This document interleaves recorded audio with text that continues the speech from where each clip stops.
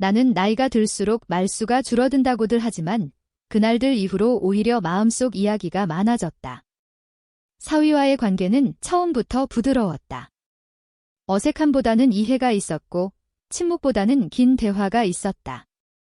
우리는 종종 차를 마시며 사소한 이야기부터 지난 세월의 무게까지 나눴다. 그는 내 말을 끝까지 듣는 사람이었고 그 점이 나를 편안하게 만들었다.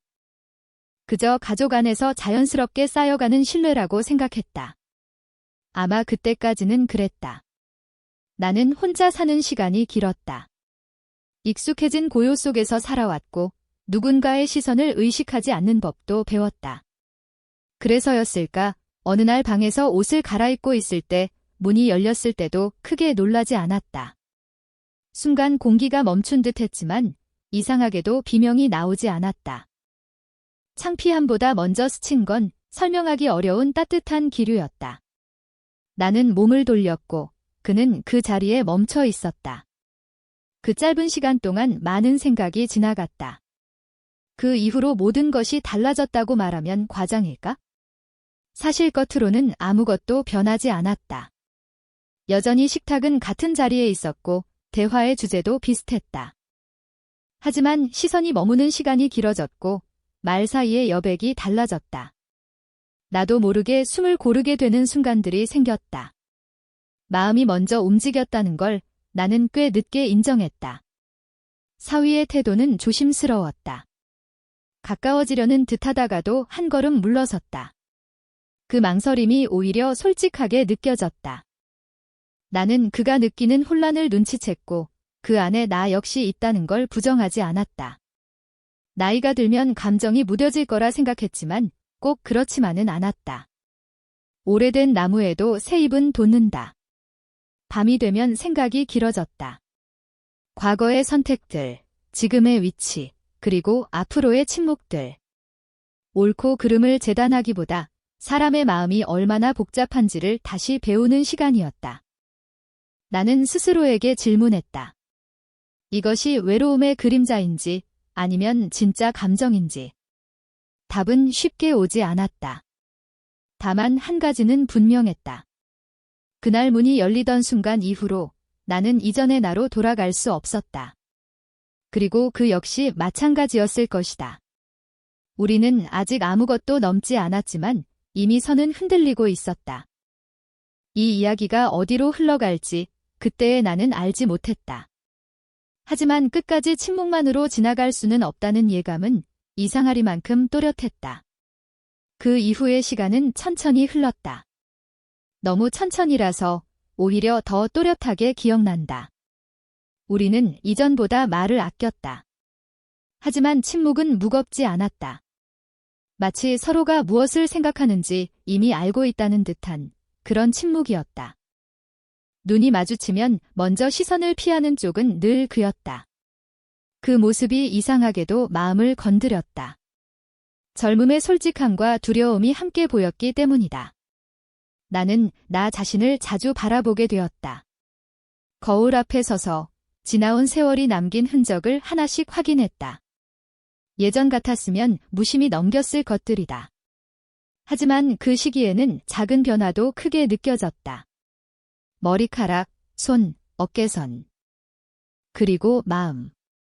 가장 변한 건 아마 마음이었을 것이다. 나는 아직 누군가에게 이렇게 인식될 수 있는 사람이라는 사실을 그제야 실감했다. 사위는 집안일을 도와주겠다는 이유로 자주 곁에 머물렀다. 특별한 행동은 없었다. 다만 가까운 거리, 같은 공간. 그것만으로도 공기가 달라졌다. 나는 일부러 평소보다 천천히 움직였고 그 또한 나를 의식하는 게 느껴졌다. 이런 감정의 교차가 과연 어디까지 허용되는 걸까? 스스로에게 묻고 또 물었다. 한편으로는 딸의 얼굴이 떠올랐다. 이 생각이 가장 나를 괴롭혔다.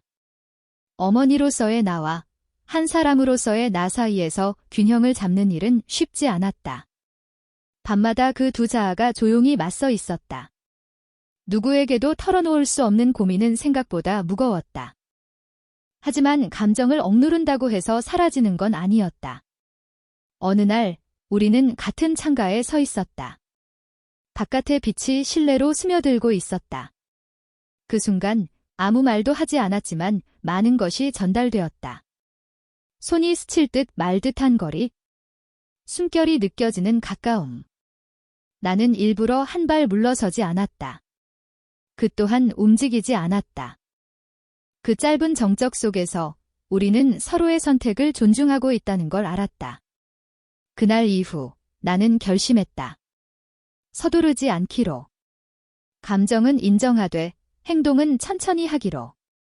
나이 들수록 더 조심해야 할 것이 있다는 걸 나는 잘 알고 있었다. 하지만 동시에 너무 늦기 전에 스스로에게 솔직해질 필요도 있었다. 이 관계가 어떤 결말로 향할지는 아직 알 수 없었다.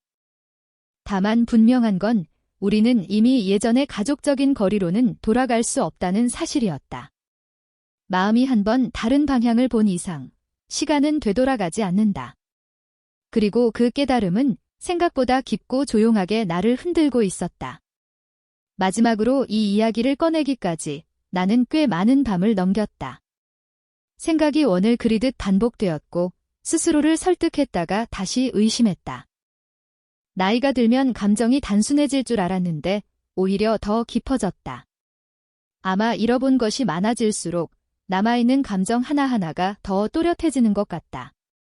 사위는 여전히 조심스러웠다. 그 태도는 변하지 않았다. 다만 예전보다 눈빛이 솔직해졌고 숨기려 하지 않는다는 느낌이 들었다. 나는 그 솔직함이 고마웠다. 무언가를 강요하지 않는다는 점에서. 우리는 같은 공간에 있어도 서로를 몰아붙이지 않았다.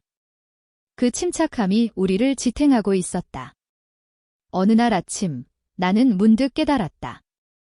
이 감정이 단순한 충동이나 외로움만은 아니라는 것을. 서로를 존중하는 마음, 오래된 신뢰 위에서 생겨난 미묘한 끌림. 그것은 갑작스럽게 생긴 것이 아니었다. 긴 대화들, 함께한 시간들, 서로의 약한 모습을 본 기억들이 천천히 쌓여 만들어진 것이었다. 나는 그에게서 등을 돌리지 않았다. 그렇다고 앞으로 나아가지도 않았다. 대신 있는 그대로를 받아들였다. 마음속에서 이미 인정한 순간 이상하게도 불안은 줄어들었다. 금지된 감정이라 해서 무조건 부정해야 하는 건 아니라는 생각이 들었다. 다만 어떻게 다루느냐가 중요했다. 딸에 대한 생각은 여전히 나를 붙잡고 있었다. 그 책임감은 사라지지 않았다. 그래서 나는 나 자신에게 선을 분명히 그었다. 이 감정은 마음속에만 머물게 하자. 서로를 다치게 하지 않는 선에서. 이해와 존중으로 끝내자. 그 선택이 가장 어른다운 결정이라고 믿고 싶었다. 마지막으로 기억나는 장면이 있다. 저녁 무렵 집안이 조용해질 때였다. 우리는 서로를 바라보았고 짧게 고개를 끄덕였다. 아무 말도 없었다. 하지만 그 안에는 충분한 의미가 담겨 있었다. 알지만 넘지 않겠다는 합의. 그리고 그 선택에 대한 존중. 이 이야기를 지금 이렇게 남기는 이유는 후회 때문이 아니다. 오히려 반대다. 나는 여전히 한 사람으로 살아있고 감정을 느낄 수 있다는 사실을 알게 되었기 때문이다. 삶은 끝날 때까지 우리를 시험한다. 나이와 상관없이 이 감정은 조용히 지나갔고 우리 관계도 다시 일상으로 돌아갔다. 완전히 같지는 않지만 더 성숙해진 형태로. 그리고 나는 안다. 이 이야기가 내 마음속 어딘가에서 오래도록 숨쉬고 있을 거라는 걸? 말하지 않았기에 더 또렷한 기억으로